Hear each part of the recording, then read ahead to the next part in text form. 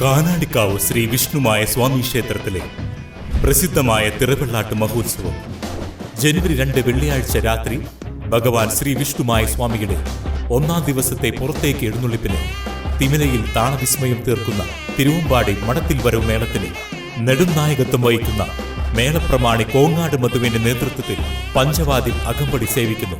കൂടെ തിറയാട്ടവും ശിങ്കാരിക്കാവുടെയും ശിങ്കാരിമേളവും.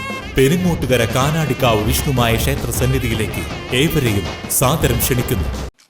മുൻ മുഖ്യമന്ത്രി കെ കരുണാകരന്റെ 15ാമത് ചരമവാർഷികം മണലൂർ മണ്ഡലം കോൺഗ്രസ് കമ്മിറ്റിയുടെ നേതൃത്വത്തിൽ ആചരിച്ചു. കാഞ്ഞാണി ബസ് സ്റ്റാൻഡ് പരിസരത്ത് ചേർന്ന അനുസ്മരണ സമ്മേളനം DCC general secretary K Babu ഉദ്ഘാടനം ചെയ്തു. മണലൂർ മണ്ഡലം കോൺഗ്രസ് പ്രസിഡന്റ് MV അരുൺ അധ്യക്ഷത വഹിച്ചു. കോൺഗ്രസ് നേതാക്കളായ K Prakashan, PT Johnson, Tony Athanikkal, Pushpa Viswambharan, Sunitha Babu, EVS Ramakrishnan, Stephen Neelankavil, R Peethambaran, Sweety Benny എന്നിവർ സംസാരിച്ചു. ലീഡർ എന്ന ബഹുമതിക്ക് അർഹനായത് പ്രിയപ്പെട്ട കെ കരുണാകരൻ മാത്രമാണ്.